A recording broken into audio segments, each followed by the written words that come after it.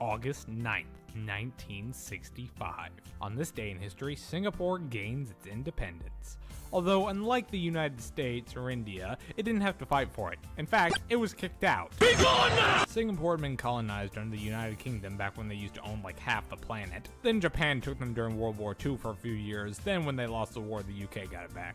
But post-World War II, the imperial game had basically just marginalized small countries like this into trading cards from Pokemon or Magic the Gathering. Everyone was just trying to cut their losses as much as they could. In 1963, Malaysia was born as a result of several former British colonies merging together for internal security and to create a common free market. And one of these colonies was Singapore. So it lasted well for all of a couple of months. Singapore's government and the federal government of Malaysia disagreed on many policies, most prominently affirmative action, which brings us to our next point.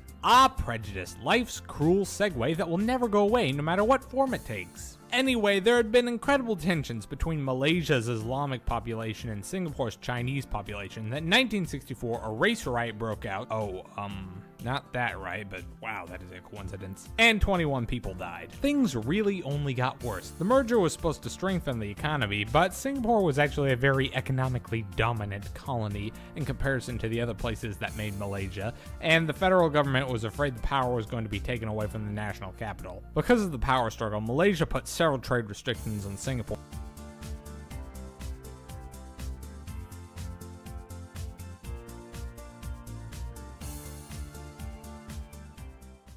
Created using Powtoon.